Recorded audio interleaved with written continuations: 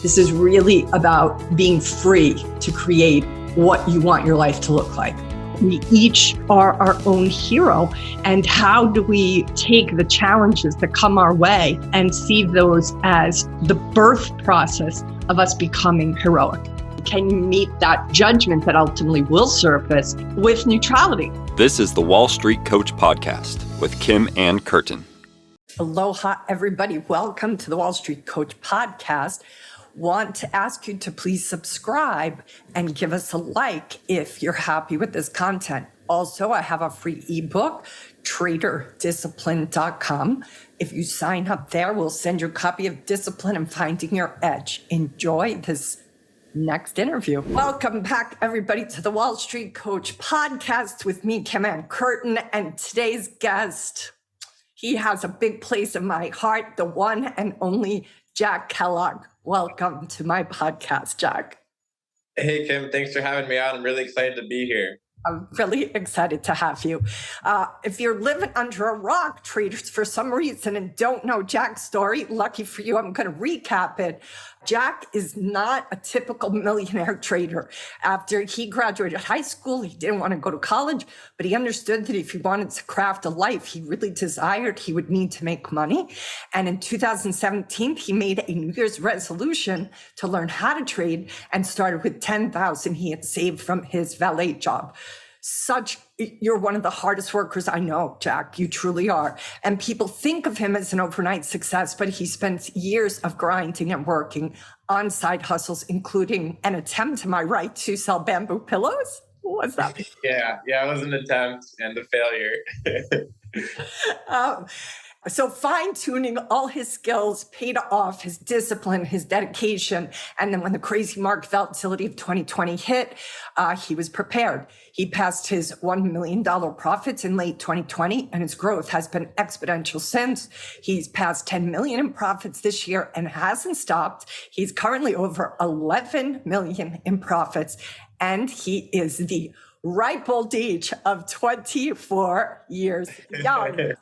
In addition to being a world-class trader, he's also a trading mentor, active in the trading community, and he takes part in events like Traders for a Cause, which I had the good pleasure to finally meet him in person, having known you now for how long? How long do we know each other for? I would probably say a year and a half, maybe a little bit longer. Yeah. Maybe 2 years. Yep, I think you're right. I think it might be 2 years. I was very, very honored to work with Jack, and Jack will talk a little bit about that today. This focus, of course, today is around emotional intelligence. That's something that really is near and dear to my heart. I know it's near and dear to your heart, Jack. Talk a little bit about just the journey that you've had, as little or as much as you're comfortable sharing. Yeah, so after 2020, it was a really wild market, and I created a lot of unhealthy habits that I was kind of just ignoring for a long time, and they kind of just built and built and built, and it eventually got to a point where I was very unhappy every single day. No matter if something good happened, if something bad happened, I was just in this drought of depression and very sad, and I was sick, and I just wasn't looking forward to the day. And it shouldn't feel like that because I was reaching a lot of goals in my trading, but that's not everything. It has so much to do with so many other areas, so many other dimensions in your life. And so I started working with Kim, and I still remember the first time we talked, I was laying in my room. It was very dark and gloomy, and it was just the entire mood. And then Kim helped me through numerous meetings over months, just slowly and slowly kind of put the life back into my face, as she likes to always say when I see her. And through just practicing, learning my emotions, understanding why I feel certain things, I think that's probably the biggest impact that I've had. And it's almost I'll compare it to trading, where you're losing a trade or winning a trade, but why are you losing or winning a trade? And once you can kind of figure that out, that's when you'll start to understand and even progress faster. And I feel like that kind of happened with my emotional intelligence, where I didn't understand why I was feeling certain ways, but working with Kim, she had me write down like, hey, I'm feeling this way because of this. And also really helping me understand that a lot of your history has to do with your present. So something that happened 10 years ago that you try to just bury in your past, not really think about it, like that's still going to come up and affect you. And those traits that you developed from that event that you had, usually a significant event, they'll come back and they'll haunt you. So you really have to dig deep and figure out and have a realization like, wow, I was affected by this. And I'm not just going to ignore it anymore. I'm going to get to the problem and I'm going to exploit it, basically. I think it's so really remarkable at your willingness to do the hard work as a trader and even around just that self-awareness. What do you attribute that discipline to being able to do the hard work to, Jack?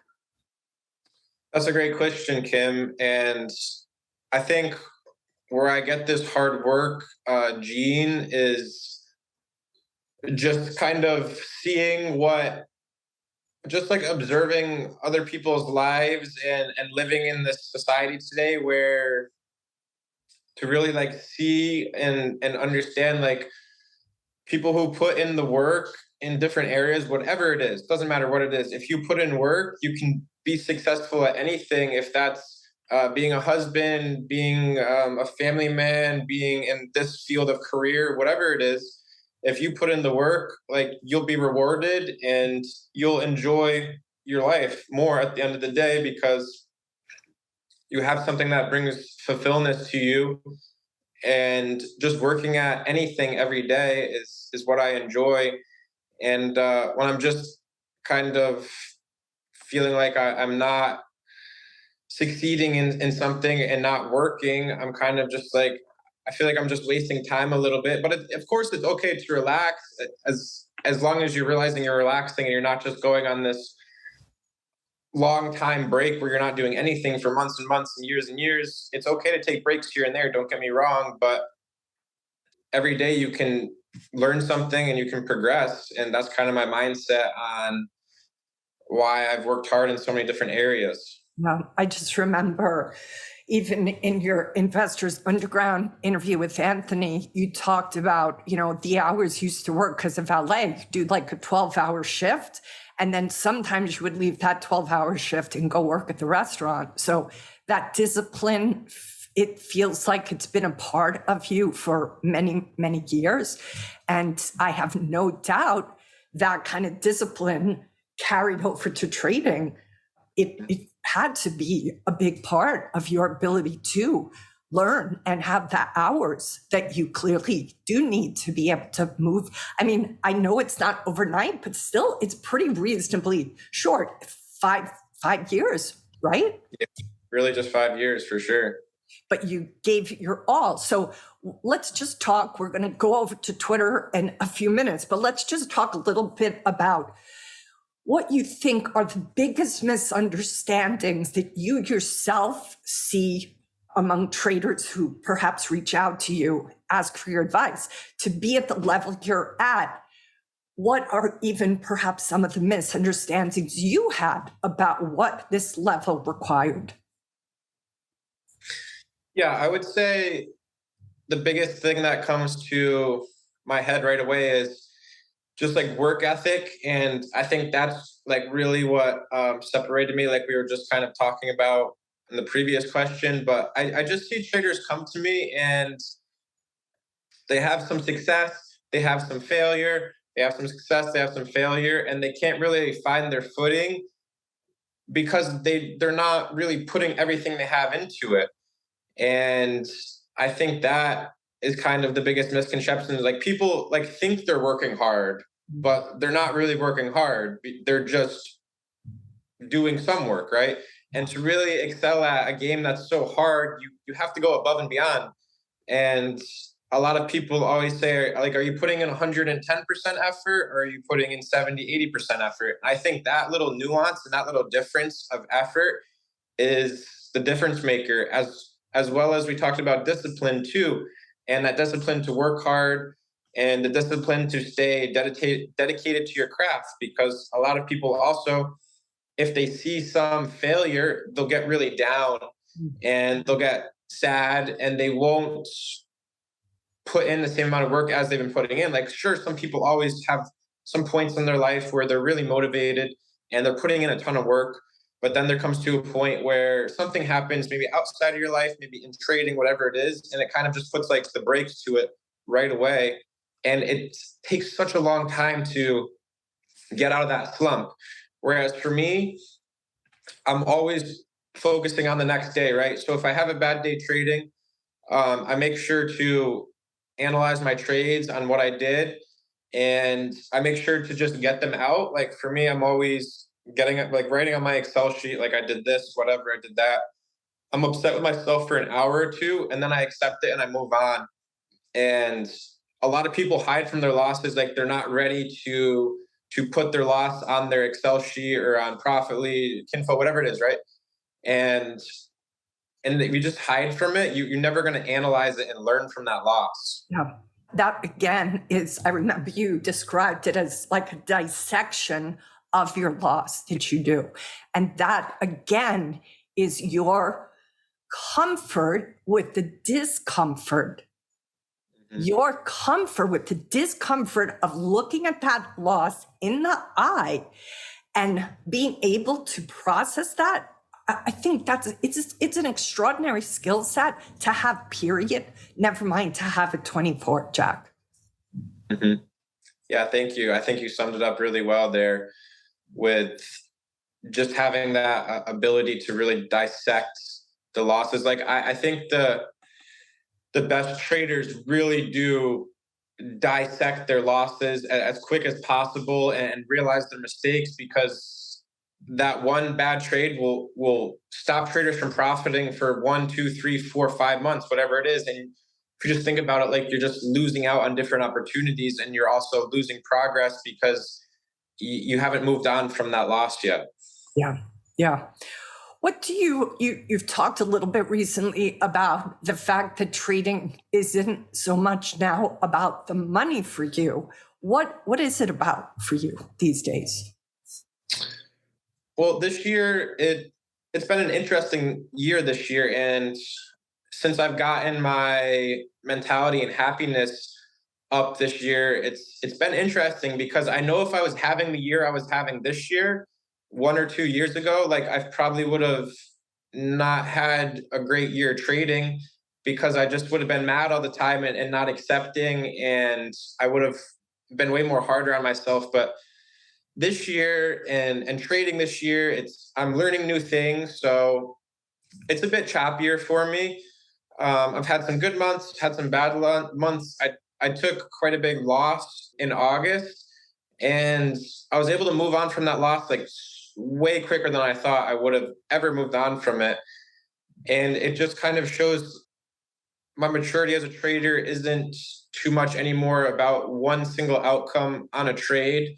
It's more about me learning, and if I can learn something and feel like my knowledge has increased, I'm happy about that. Versus I was only looking at stuff like, did I make money or did I lose money, right? I don't look at it like that anymore, where now it's me thinking about how much I've learned. And this year I'm grateful for. A lot of people would say, why would you be grateful for this year? It's been one of the worst bear markets in history.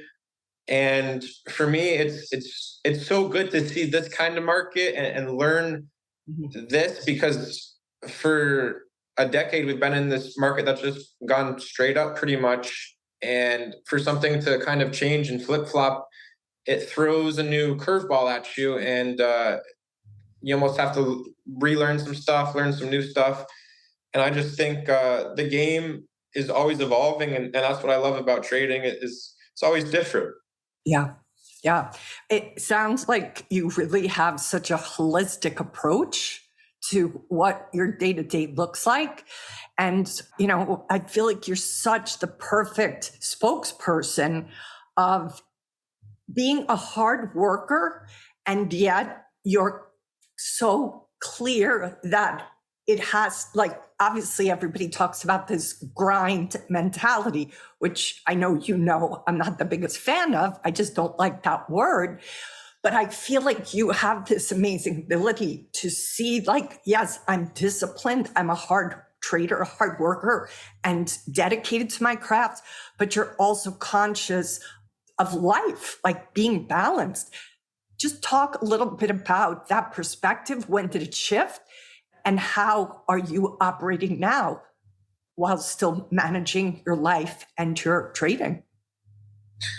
Yeah, so this is probably the best question so far. And I think that I was in this grind type mindset for years, 2017, 2018, 2019, 2020. And 2020 and 2021, I really realized like I have to change because my body was even telling me like, hey, you're getting sick, like you're working and you're grinding all the time. And I just kind of came to a realization like to be truly like happy in life, you can never rely on one thing ever. And for me, it was just kind of tunnel vision, like trading, only trading, whatever. And it made me mess up all different areas of my life. Like your life should be so multidimensional where you have all these different things. And then you don't let one thing ever corrupt you and let this one thing just define who you are. And I think for me to realize that when I started working with you and I started to kind of come out of this unhappy state that I was in, and it was through just simple things that like didn't really like, there were just little things like little changes here and there. And it was just that mindset of like opening up my vision from just trading to all these different areas. And it's just a lot more happiness for me. And I think that in the end, if you keep just trading it and just this tunnel vision, like it's eventually going to end really bad. And for me, I was kind of on the verge where I was like, I really have to make a change now. So I'm just grateful that we started working together and kind of helping me through it, because I don't really know where I'd be at today if I didn't make the change and become more multidimensional and understand why I feel certain things, etc. Do you feel that that consciousness of not staying one dimensional facilitates your success today as a trader? Yeah, I would say that especially in the last year and a half, like we were saying, we've gotten to know each other over the last 2 years. And I would say like this year and a half has been like so like depressing for a lot of people, because I'm seeing a lot of people are losing 70, 80%. And if your only happiness is trading, or if you're just grinding trading and you're so locked in on it, then there's almost a 99% chance that this last year and a half has been really, really tough for you. But for me, I've learned not to think like that anymore. And for me, that's what's been helping me so much this year. I've been doing super, super well this year for what it is, because I'm able to not have such a tunnel vision mindset. So I think that answers the question. Yeah, Yeah. it does. What are some of the things that you do for pleasure that enrich you in between your trading? Yeah, so something that I've been doing a lot this year is just getting away from the screens and understanding, hey, if I miss a day, if I miss a market open, if I miss a market close, like it's not going to be the end all be all. Whereas a lot of people that are struggling, like they're like, I can't miss a day. My work's from 9 a.m. to 8 p.m. every single day, Monday through Friday. I'm reviewing on the weekend, etc. I think that I know I've done a lot of trips this year, and I've gotten away from the screens, and I've picked up so many hobbies this year. Like I've tried so many new things, and I've experienced so many new things, and I find my best trading is actually after I take a break, and when I come back, I'm so locked in and I'm very fresh, and I can trade no matter like if there's a good setup or there's a bad setup, like I still trade and execute well because I have a fresh mindset. And then eventually I'll start to trade and trade and trade. And then it's like, okay, then I take a loss. It's like, all right, now you need a little bit of a break because you don't want to keep going down this slippery slope of if you do take a loss and then you keep taking losses, then you just get into this really bad mindset. So really just getting away and having fun and experiencing new stuff. And it really only takes like one week, 1 month to really just make a year. So if that is the case, you don't need to be killing yourself every day to be at the market, especially at my stage. As I know, like I can learn a lot by just talking with other people and looking back.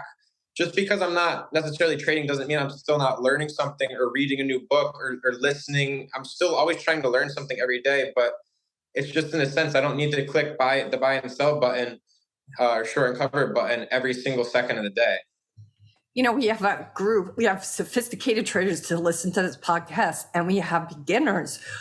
How would you advise a beginner who's hearing this conversation about, yes, you have to work hard and you also don't want to be one-dimensional?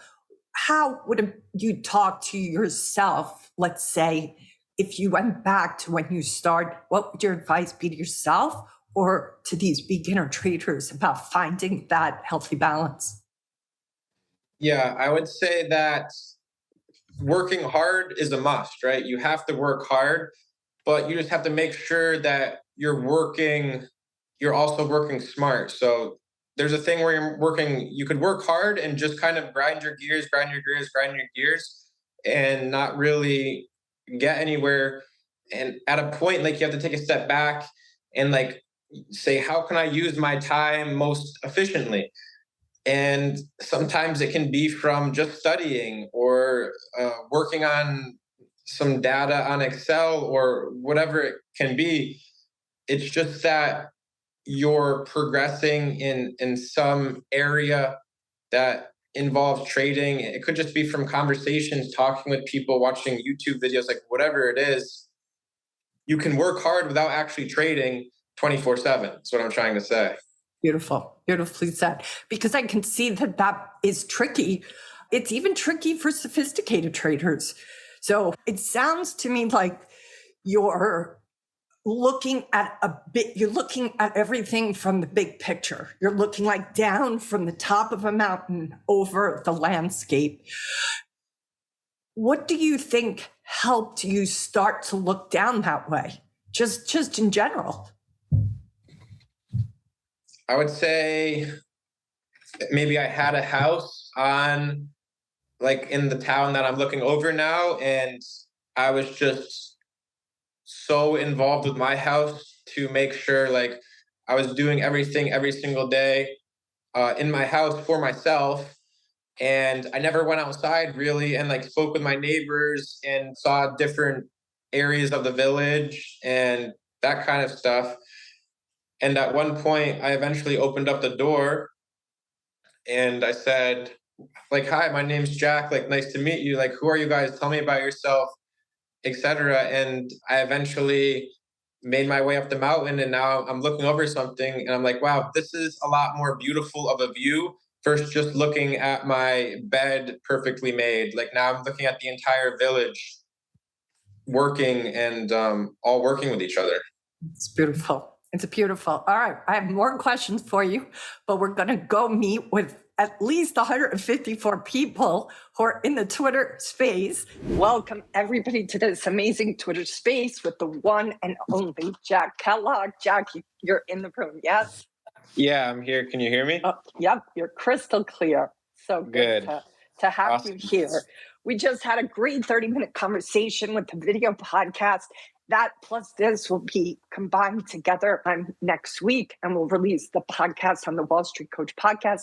My name is Kim Ann Curtin. I am the Wall Street Coach. I do executive coaching and coaching for traders. Jack and I are talking a little bit today about trading EQ and just about his incredible willingness to be with the hard to be with stuff. Jack, thank you for being on this Twitter space. Yeah, thanks for having me. We just had a great talk over on the Zoom call, so really excited for that to come out. And I think the Twitter space will go really well as well. So I'm quite excited. You know, some of what we talked about that we'll touch upon here too is this balance between being a hard worker, being somebody who's incredibly disciplined, and balancing that with having a life and being able to be a person who doesn't just trade and only trade. So if you're willing to just elaborate on that more, I would love for you to just wax on about that for a few minutes. Yeah, so Kim and I did a lot of talking about being multidimensional and not just being a trader. And it's something that I personally struggled with really bad all throughout 2017, 2018, 2019, 2020. So for 4 years, and it kind of created this unhappiness throughout my entire day where it didn't really matter what I did during that certain day. Even if I was trading good, if I was trading bad, trading was pretty much my life, unfortunately. And I just realized that I had to change because I was getting sick and I was super unhappy. So I worked with Kim, and she helped me open my eyes to being more multidimensional and having different areas in your life. And I've been able to just take that and run with that and just create this. We're talking a little bit about looking over an entire village versus just being in one house. And it's really good to feel that multi-dimension of different things that can then make you happy, because like I was saying, if you just have one thing, and it's trading especially, it's going to be super depressing. Even this year where the market's really, really tough and we've been in this terrible bear market, if you're only focused on trading, it's not going to make you happy at all. What do you feel, especially to those traders that, are listening and they're like, wow, like here's this guy, and let me, for whatever reason, are living under a rock and don't know the incredible crafting that Jack has done over these past 5 years. Let me just repeat some of his bio here, which, I read before, but he isn't a typical millionaire trader. 2017, he made a New Year's resolution to learn how to trade, started with $10,000 that he had saved from his valet job. And a lot of people think, he was an overnight success, but he has spent years really working hard, even on his side hustles, to start as a trader in the first place. That fine tuning of his skills was obviously important to your success, Jack. How do you, though, balance that now going forward, just for yourself and to those listening? I'm sure they're kind of curious, like, how is it that you can work really hard and still have this life outside of trading? Yeah, so it definitely is difficult. I tried and failed for quite some time while I was trading, and I think it just comes with maturity as a trader, and also as just self-recognition, which Kim helped me with. And I would say that to just only trade and to work hard, there's different areas you can work hard in and still work on your trading without burning out and over trading.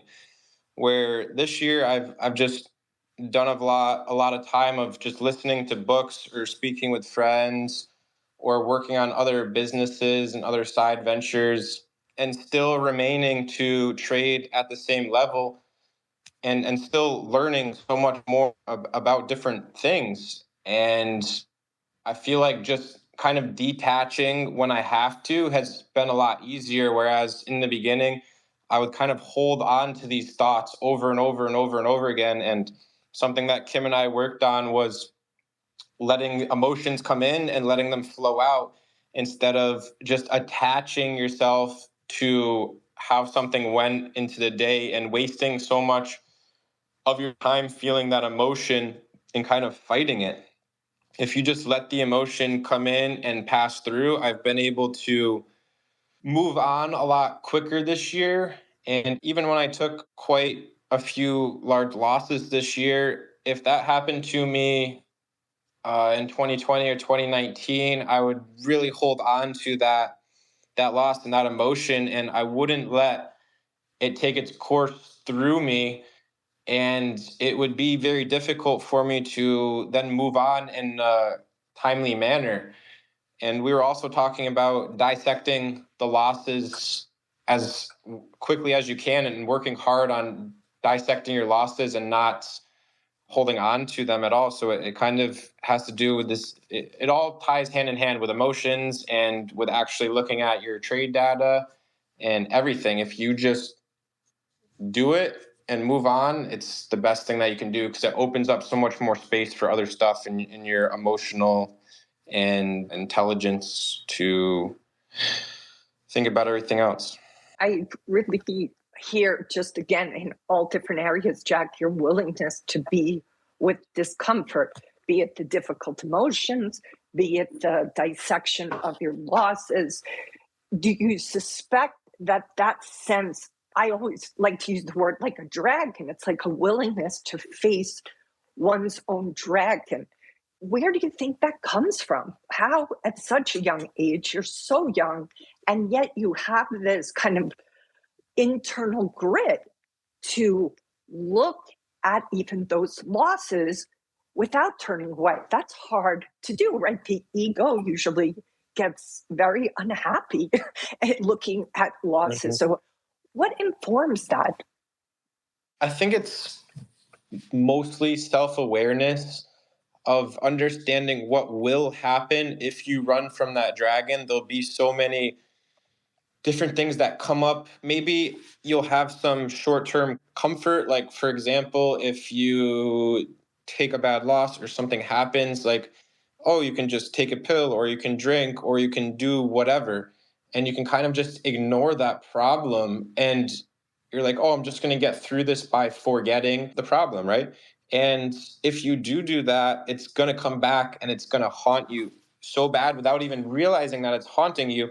And that's something that we also worked on when we worked together, is things that affected me when I was really young, like came back and were affecting me just a few years ago. And they still will if you don't recognize why you feel certain ways because of events that have happened in your past. So I just think the best thing you can do is really just face the dragon and accept the pain and move on and try not to let that thing that happened bring you down for weeks, months, years. If you just let it affect you for maybe 1, 2, 3 days max, you can do everything to move on past it a lot quicker, and it'll be for the better. Let's talk a little bit about the importance of physical health. You've shared that in other forms too, that you really had to start to take care of your body. Just talk about how you've seen that impact you as a trader, putting a focus there.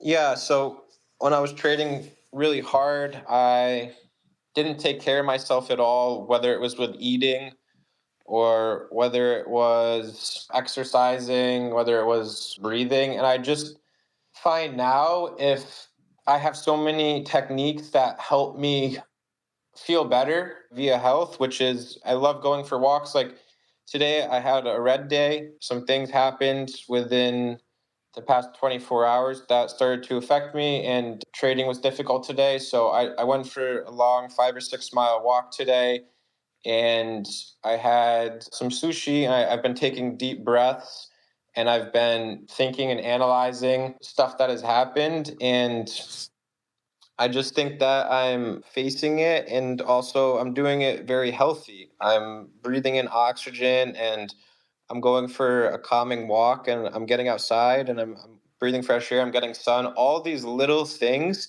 add up so much more than you could ever think. Whereas if you don't do anything and you just watch the World Cup, like USA play Wales, like you're not really going to get anywhere or where you want to be. I think it really starts with getting outside mainly, and just kind of getting out of that space for a little bit of where the hard to be feelings were, just kind of getting out of it for a little bit and just taking some time to be healthy, and kind of having some time to think clearly. Beautiful. I know you are also a fan of massage. I remember we have Anthony here in the room. I remember Anthony asking you about that, and you talking about how important massage has been too, just to your body, having gone through Yeah. such a really intense couple of years. And that's something you're still doing for yourself, I presume. Yes, still getting weekly massages. When I'm not traveling, I go every week, and it's more of like a pain. Like my massage therapist is great because she really understands and will ask how certain things feel, and it's not just a typical massage. So it's more custom to how I'm feeling, and if I'm feeling stressed or my neck hurts or my mid back hurts or whatever it is, really taking the time to work on those areas and kind of work out the knots. And whenever I leave, I just feel all the stress that I did have eventually kind of dissipated. Whereas in the beginning, when I started getting massages and being healthier and stretching, etc., it was more of like you had to slowly work all of it out, because it wasn't like, oh, I just got one massage and everything was great. Like I had to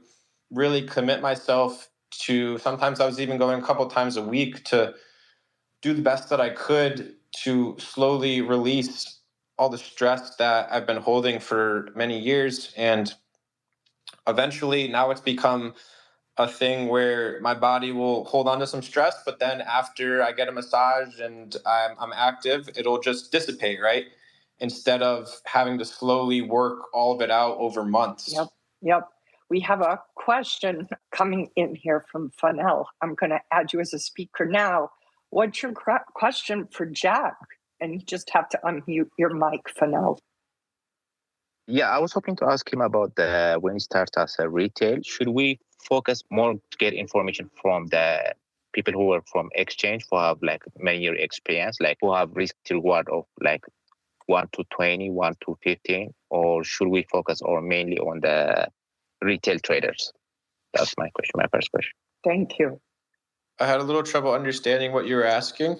It's kind of a question and also like maybe an answer, like because like a lot of retail traders when they start, they really focus on trying to see from other books. I think maybe a lot of people should focus on who people like who work at the exchanges or market makers, because they used to have like 40 to 1 or 20 to 1 risk to reward comparing to others. They have a lot of information about the market. A lot of, like for myself, like I started seeing from YouTube and from some retail traders, but I think more retail traders should focus on people who have experience, like market makers and people who have worked on the exchange. They will give you like some edges comparing to others. Understood. I think that would be okay. Let's see what Jack stands on that. Yeah, for me, I haven't really ever cared what the market makers were doing. And I think it's just a game where you're trying to like predict what they're going to do. And you really never know who's positioned where or whatever it is. And I think the best thing you can do to learn and to get a good risk to reward trade is just track data and track patterns, and not really trying to predict what market makers are going to do or really learn from market makers, because they're really sketchy. All right. We have another question here from Pilers. What's your question for Jack? Thanks for being here today. Just unmute that mic. If you guys liked this conversation with me and Jack, please be sure to retweet that we're having it right now so we can get as many people here learning the wisdom that Jack has at such a young age. So pilots, we can hear you now. What's your question? Hey, Jack. How are you, man? I have a question about usually every trader has an edge and you don't see your edge and what we have to do to not to trade. I mean, we force ourselves to trade. At that moment when I don't see my setup, what should I do to not to trade and don't force the trade? Just work and study on something else and like understand that there's thousands, tens of thousands, if not hundreds of thousands of different edges in the market. And it's great if you have a small account and you're focused on one edge, and you should continue to trade that edge to grow your account. But there's nothing stopping you from learning different edges and just working on different stuff. Like you can work on your emotional intelligence, you can work on how you're feeling in trades, and that can really propel you to trade different styles. Whereas it doesn't really matter what the strategy is if you don't have the emotions to back up and discipline to back up your trading. You could really trade any edge and not execute well. So I think that every single day you can always work on your emotional intelligence and kind of getting better in that field. Jack, I'm just going to ask you a follow-up. We both know that a lot of traders don't think emotional intelligence is important. What do you think is the reason for that? Why do people not get that, or traders don't get that? I think a lot of people just think black and white, which is kind of what I thought in the beginning too, where it's like I made money or I followed my edge, I did good, or I lost money or I didn't follow my edge, I did bad. And I think it has a lot more to do with like you can make different decisions. Maybe it wasn't a good day to trade because you didn't feel good, or maybe you're trading too big because you took a loss before, whatever it is. And I think a lot of trading really comes down to that, and that's kind of what I wanted to focus this discussion on, especially with Kim being here as she's the Wall Street coach. And I think anyone can find edges, but it's really just about, am I going to have that emotional discipline to really make money in any field because I have that high emotional intelligence to not lose all my money if something bad happens, and I'm not going to continue to press when I shouldn't. It's such a powerful statement what you just said, to not press when you shouldn't. That one's worth putting on a post-it because it happens to so many traders. They press when they shouldn't. All right, we have another question here from Afghan Rebel. What's your question for Jack? And thanks for being here. Oh, he's gone. All right, we have NFTG. Let's see if that works. NFTG, just unmute your mic. It says you're connecting. I just had a quick question for Jack. What was like a major turning point in your career trading, and like kind of like an aha moment for you? Yeah, sure. We can talk about really the simplest thing that, like, if we're speaking from the beginning, which is what I think you're asking about, it was really just seeing a successful trader cut losses quickly, right? It really was as simple as that. Whereas in the beginning, my trading was win small, lose huge, right? And once I've kind of saw like the opposite, where it's okay to lose small a bunch of times and then win huge, and that's when it started to really be like, oh wow, like that's what you have to do. I had it wrong the entire time, where I'm just focused on trying to win, and when I am winning, I just cut my winners way too short. And when I'm losing, I'm just going to hold on and kind of add and add and add, and then you have a huge position that you're losing in. And when you're in a winner, you have no size and you're just winning really small. So once I saw that, I kind of flipped up to adding to winners and cutting losers quick. Beautiful. Okay. We're going to go to you, Nick. I see you sitting there for a while trying to ask a question. So this question is regarding your trades on SQQQ and TQQQ. So coming from someone who traded at small caps and OTCs, what specific patterns did you see in trading those, like the SQQQ and TQQQ? Yeah, so it's definitely hard to just sum it up and be like, I'm doing this because XYZ. Like, it's the overall indice. And there hasn't been much volatility in small caps and OTCs. So this year I've spent a good deal of time learning about investing as well as indice trading short term. And just through literally watching the market over and over and over again for the entire year, you start to pick up on patterns. And slowly I started to trade them, and I made some money trading them over the last few months. And then I really decided to size up because I was confident after we got the lower CPI print to kind of understand what I think for me, it's like having a thesis on what the market's going to look like, whatever, if it's 10, 15, 20 days out, something like that. And really just understanding like these certain inflection points where you can see a trend shift. And with the indices like in TQQ, SQQ, they have amazing liquidity. And if I'm wrong, I just simply exit. And sometimes I'll take losses on them, but it's never a devastating loss because I don't have liquidity problems like I do in a lot of other small cap and OTC situations where you just enter and exit. And as long as I cut my losses quickly on these, I'm still able to turn a good profit on them. And there's some days where I just kind of see the trade in my head before the market opens and they almost do exactly what I think. And then there's some days, of course, where I'm just completely wrong. And I'm just make sure to, take a few small losses and then shut down because I'm obviously off today and next day is always a new day. So Jack, what do you attribute as the critical pieces of your being able to go from $1 million in profits in late 2020 and then finding yourself going past 10 million at 11 million now in profits? What up leveling, as you look back on the journey you've had, what up leveling did you have to do? Yes, literally as a trader, the discipline and the work that you had to step into, but also on the emotional intelligence side. yeah, so I think that I kind of always was learning new things, even when I had a strategy or a process, and I was able to kind of be like, okay, I know what to do in this certain market.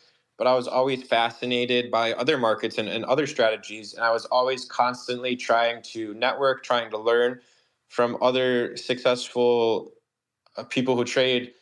And I don't think I'm ever the best at any strategy, but I think I'm really good at learning new things and having that emotional intelligence to kind of go into any market, whether it's OTC, small cap, indices, investing, whatever it is, and use my emotional intelligence to kind of get in there and do my best I can and learn the most I can to trade it. It never happens overnight. It's not like I just see a new setup and I'm like, oh, I know exactly what to do. Let me make money. But it takes for me to see other people make money in a certain setup a few times and be like, oh, wow, like, how are you doing that? Whatever. I don't even really need to speak with them. I just need to watch and see what they're thinking and doing.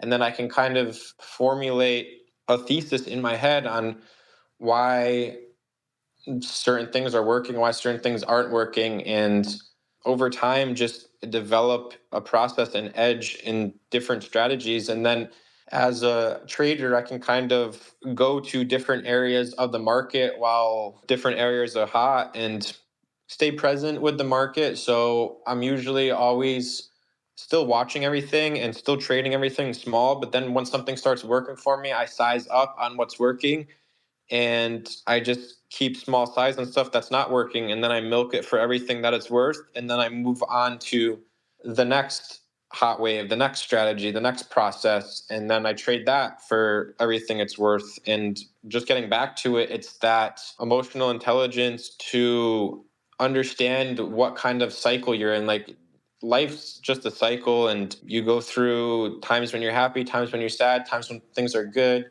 times when you're good with your family, when things are tough with your family, whatever it is, everything's always a cycle. And you just have to do your best to take advantage and really just ride out the good stuff and try your best to move on from the bad stuff as quickly as you can.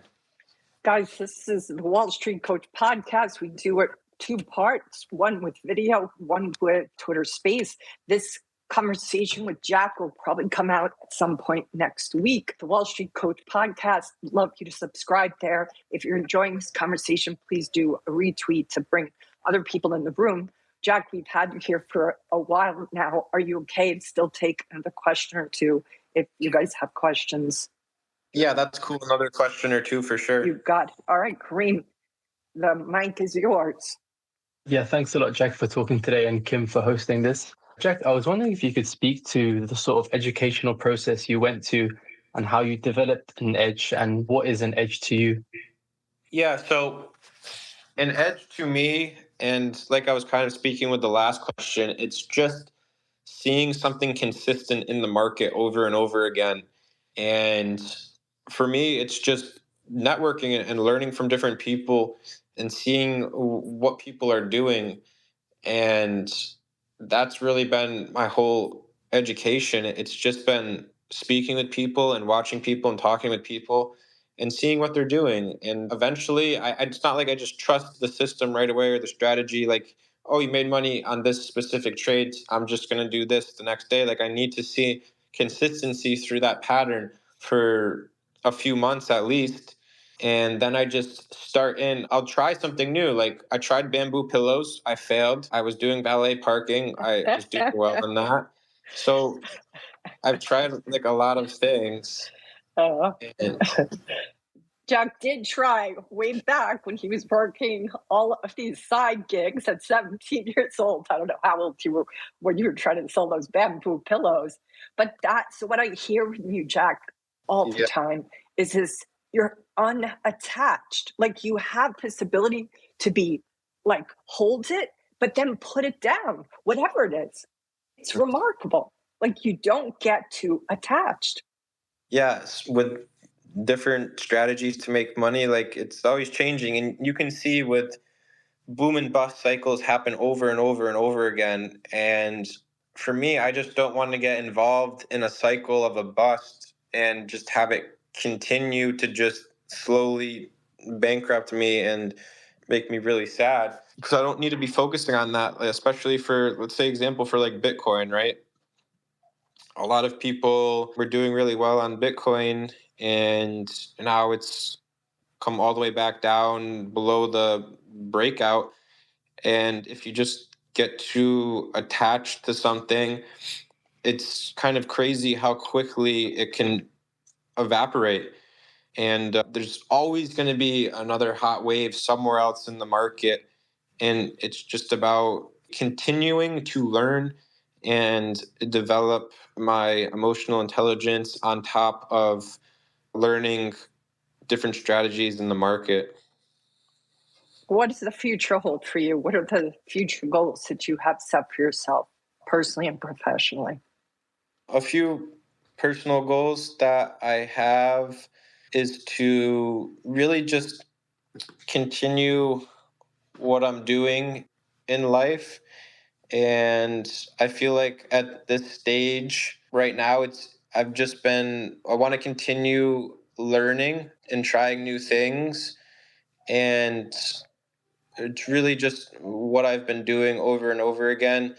And I wouldn't say like I've really set a hard goal on anything except continuing where I'm at in my journey and continuing to learn different things.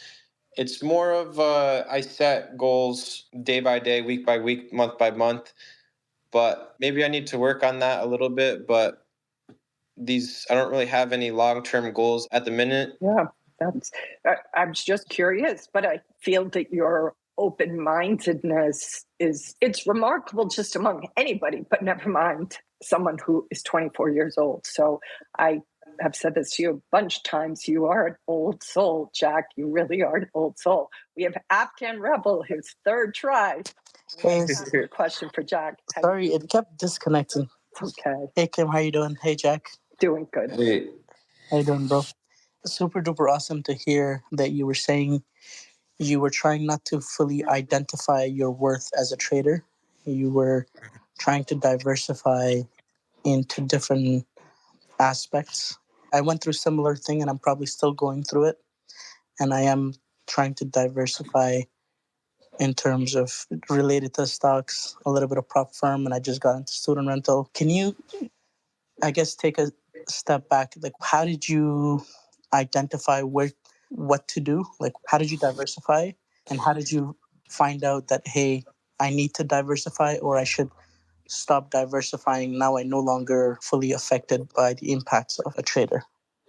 yeah, so I knew to diversify because one, I wasn't happy. Two, I looked at my account balance and I was like, this doesn't seem smart to just be so one dimensional with everything and just continuing to kind of do the same thing over and over again right now. I need to kind of pick a direction and try new things for not only my finances, but also my health and my mentality.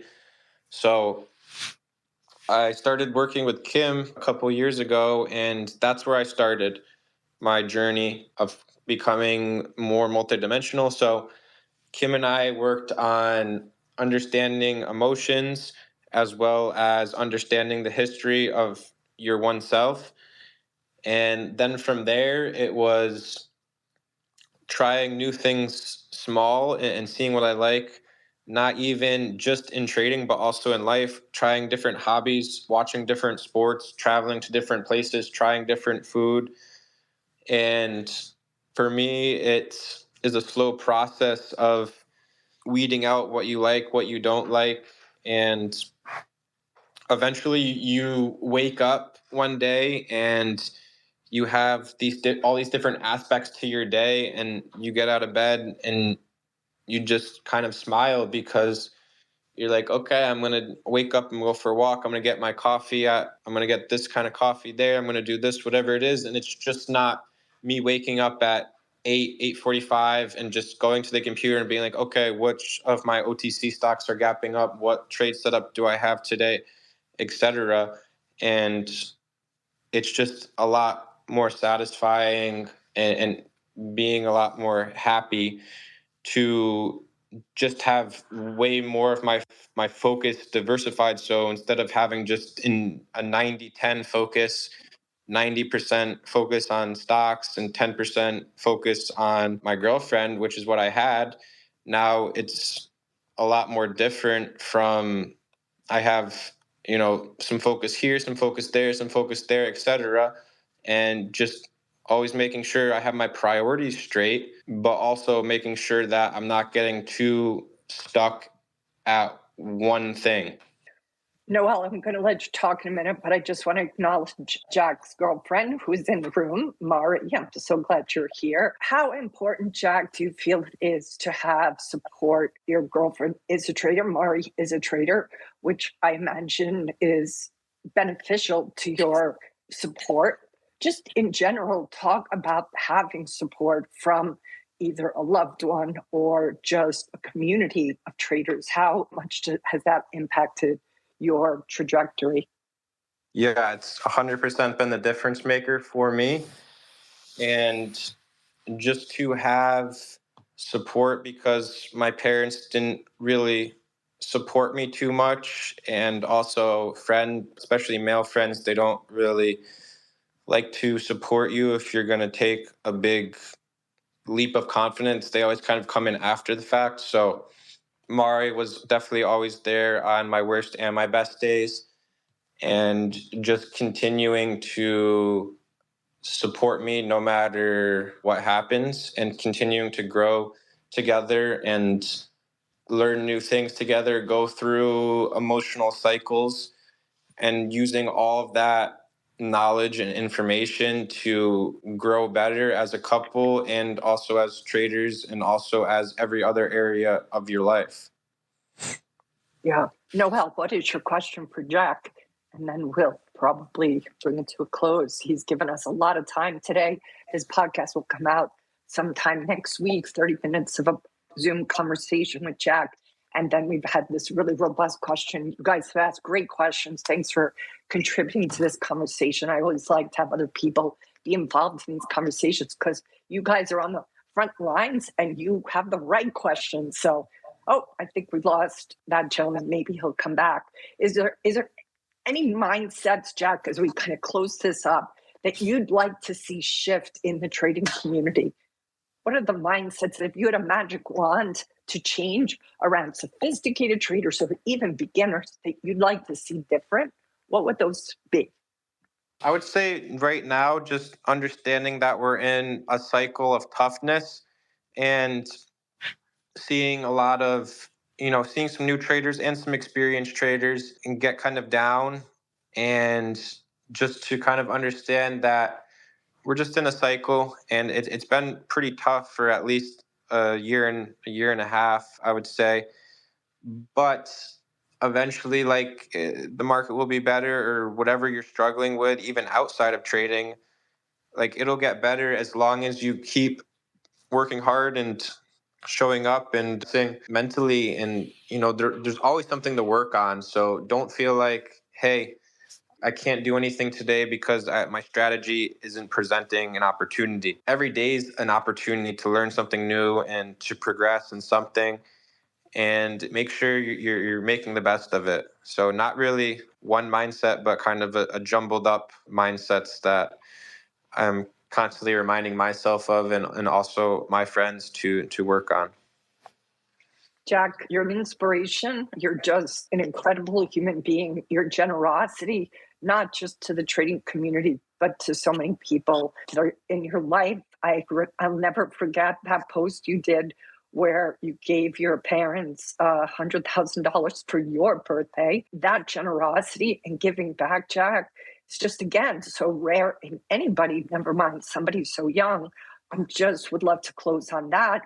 How important is gratitude to you just in general? Does that really, it seems like I see you constantly practicing that. How important do you feel that is to how you succeed in life? Yeah, I think gratitude is a big thing that you have to constantly be working on, or you're just going to be a negative individual every single day. And for me, I've felt that way before, where I've been very short biased before. I've been negative towards everything. I've been very cynical, and I've not shown any gratitude. And something I really struggled with at the beginning of my trading journey. And now it's kind of, yeah, I'll still take, it's not even about shorting, right? I'll still take shorting opportunities. It doesn't matter. It's just the mindset that really comes with that, of that cynicism, where now it's me just practicing gratitude, whatever it is in life, and just constantly trying to look at the bright side. You can have patches and moments where you're just like, this sucks, this is terrible, blah, blah, blah, wow. Oh, this is bad, but it's just important to only go through small moments like that. Kim and I were talking on the Zoom call about how you just need to let emotions come in and come out. So if you're getting really frustrated, it's fine to be frustrated. It's fine to be mad. It's fine to be really sad about certain things, but eventually those emotions will pass. And then it's just about practicing gratitude and appreciation, because every day is really a gift to be at this age, especially for me, to be at this age, to be in this career, to be touching a lot of people and helping a lot of people. And at the end of the day, it makes me proud to go to bed knowing that I've helped a lot of people, and it's really a difference maker compared to just sitting there and trading in your room over and over and just kind of seeing numbers on your screen go up or down, and it's not a healthy mindset or lifestyle. Jack, you are definitely a world-class trader, but you are a world-class human being. And I am just so grateful to know you. And thank you for all the time you've given me and this community for over all these years, but especially with today's conversation. I can't wait to release this next week. And just thank you for coming on my podcast. Yeah, it's really been a pleasure for me to come on your podcast. One, because I haven't been on your podcast yet, as well as you really helped me out with everything back when I was struggling. So it feels great to give back and just have a conversation and kind of look back and see where I was, 12 to 24 months ago, and kind of merge all my thoughts together over those months and kind of just see where we're at. So it's really been a pleasure for me to come on and speak with you, Kim, and everyone else. It's just, you're just so special. And I have no doubt that everybody that listens to this is going to grow and is going to stretch and have their EQ raised. So you're just a walking, talking example of really somebody who is just unstoppable. And I can't wait to see all that you create with the rest of your time on this planet. So thank you, Jack. Thank you to everybody that came here. I'm sending you guys lots of good vibes. Keep an eye out for next week when we drop the podcast. Of course, I'll put it out there on Twitter. All right. Thanks, everybody, for coming to this Twitter space. You're awesome. Jack, I'm sending you a big hug. And of course, lots of aloha. Okay, Kim, giving you a hug back. Thanks for everything. And thanks to everyone for showing up. This has been the Wall Street Coach Podcast with Kim Ann Curtin. You can find out more about her and her team online at thewallstreetcoach.com. If you've enjoyed this podcast, please consider leaving a 5-star review on iTunes.